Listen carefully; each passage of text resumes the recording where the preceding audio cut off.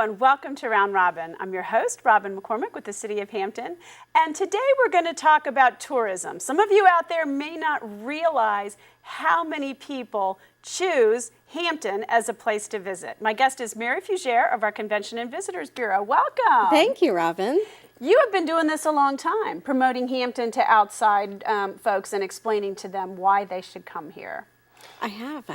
What stands out to you? And I know, we don't have one typical tourist. We're not Virginia Beach. It's not like everybody who visits comes for the beach. People have really a variety of interests that we serve here. They certainly do. And we're fortunate to have so many facets in our community that apply to so many different audiences. We have the Hampton Roads Convention Center, which is ideal for the business traveler, as well as associations, state associations, trade associations, but also there's hobby groups that enjoy traveling for their own pleasure. They may be affiliated with a kennel club, they may be affiliated with, something like Plastic Modelers, where they're piecing together, model cars and model aircraft. That has become huge. I have a good friend who's involved. I had no idea. It's like these whole worlds out there that we don't know existed. The quilters, are one. They're amazing. Example. Amazing, the artistry. They may have begun as with a love of sewing, but now they're creating these beautiful, beautiful works of art. And so they fill our convention center and our hotels every February. Wonderful business for the city at a time where we really need that business. Yes. Okay. So your do-it-yourselfers, your model. Who else comes here? Well, of course, we have lots of athletic events in the city. This past year, we hosted nearly 30 athletic events and competitions that's just at the convention center, that's though, right? Actually not just at the convention center. It's at the Boo Williams Sportsplex. But these are groups that require room blocks. So the Convention and Visitor Bureau has been involved in these groups. Of course, Boo Williams Sportsplex and the Hampton Roads Convention Center also have a large number of local events or events that may involve smaller room blocks. Whenever it's a large room block that's required, typically the Convention and Visitor Bureau is involved, and we help to establish these blocks with all the hotels in Hampton and then the surrounding cities. It's nice because usually they do require rooms even outside of Hampton. Now, some people might think, oh, these are high school kids, they're traveling here, we're not getting much out of it as a city.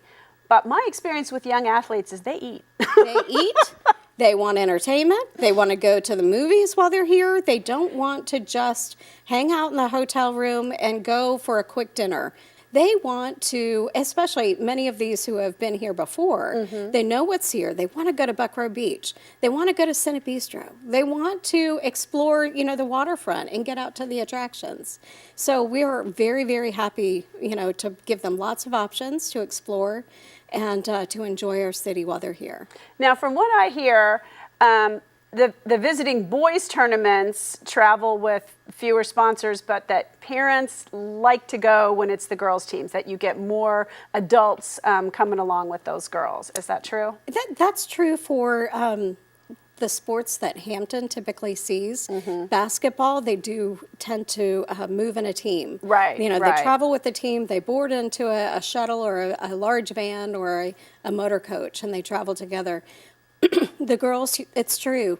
The gymnasts, the tumblers, the volleyball players. Yeah, I have friends with volleyball. They typically, parents want to see their girls play. We want to see our boys play too. But when you get to that super high level that's at the Boo Williams, you are traveling in teams. You can't, parents can't do all that. Right. But some of these other teams are maybe not almost semi-professional. And it's the frequency too. Basketball tends to be a much more frequent tournament opportunity for these players and for the parents, where the gymnast, there's a select number of tournaments or gymnastics meets that they know that their young athlete will participate in.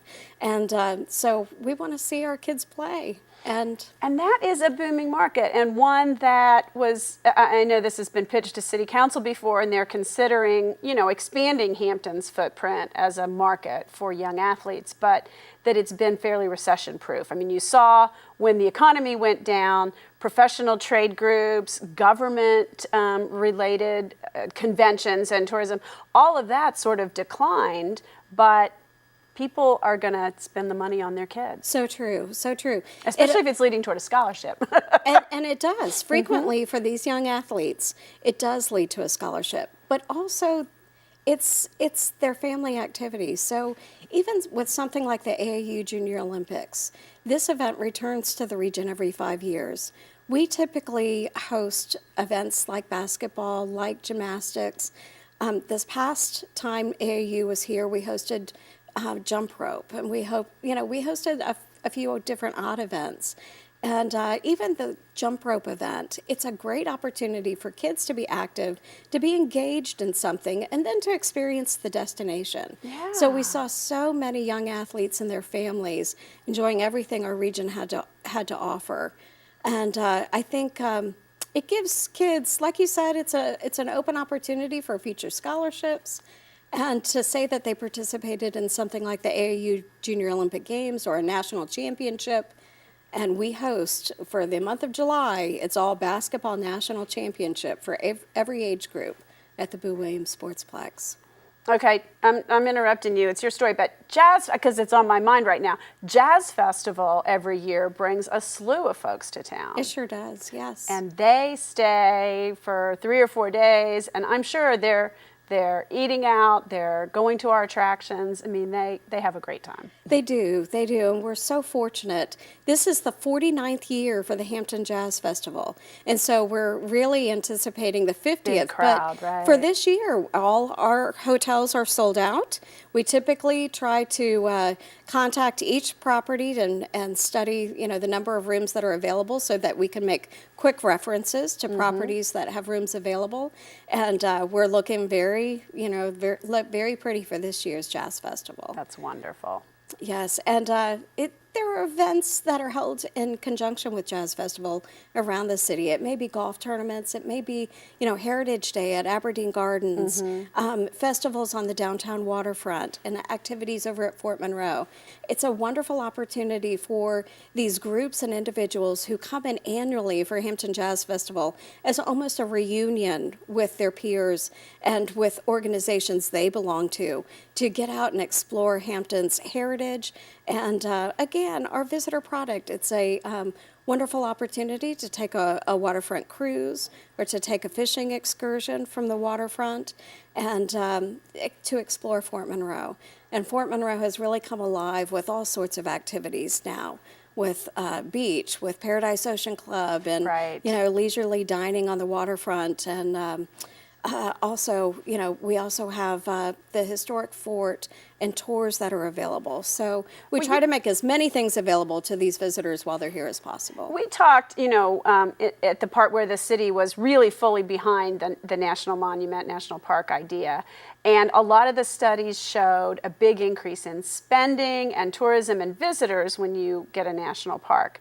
And I think we're just not fully ramped up there yet. But are we seeing some of that increase yet, or do you think it's all yet ahead of us? Well, I think yes. I think largely from a regional audience Right. and a regional perspective.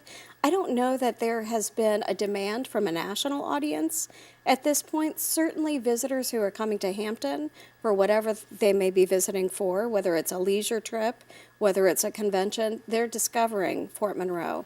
There is certainly a great deal of effort to position Fort Monroe for a national audience, including the proposed visitor center that's scheduled to take place there and to break ground in August in time for the 400th anniversary of the first African arrival in 2019. I think that by the time that opens, by the time they're able to really tell the Fort Monroe story, and really it's the Point Comfort story beyond Fort Monroe, once they're able to fully interpret that story, they'll be ready. They'll be ready. The national audience will know about it. The story will be interpreted, and it will be a very robust visitor experience. And Fort Monroe has so many stories, and I know a piece of it ties into your heritage tours. I mean, Hampton is really in a special place to tell a portion of the African American story in this country. I mean, we're the site. We are the site. This is the site of the first arrival of Africans in English North America. It is the site that, changed the game for the Civil War, changed the focus of the Civil War. Right. What are we about? This was the beginning of emancipation for our nation, and the beginning of truly a turning point for our nation, the beginning of our American evolution. Yeah. And so we are very fortunate. We're very fortunate to have so many firsts occur in Hampton, but that makes our grounds so historic, so important, and it's beyond Fort Monroe. We have the space history here in Hampton. This is the training ground for our first astronauts, and visitors are so fortunate to come here and be able to learn about all of it. And I think a lot of people outside Hampton don't know that until they get here, until they go to the Air and Space Center. I mean, it all so moved Houston and Florida that if you weren't here, which I wasn't during that time period, and when Military Road or Highway, whatever, was renamed Mercury Boulevard, and when the astronauts were here, fortunately there's some movies that help tell the story. True. The focal point changed really during the Johnson administration, away from Hampton toward Houston, but it's still such an integral part of our heritage and our history here in our city, and it's still relevant. NASA is still vibrant. 100 years NASA old. is still making, making great strides for our nation's technology, and visitors can experience all of that at the Virginia Air and Space Center, which is the visitor center for NASA Langley, as well as Langley Air Force Base. Well, Mary, some people might be critical of Hampton putting tourism as a city focus and spending tax dollars on tourism.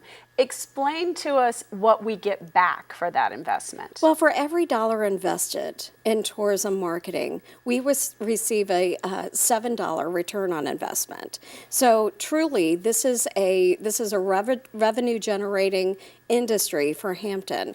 We are seeing upwards of $290 million in economic impact from tourism.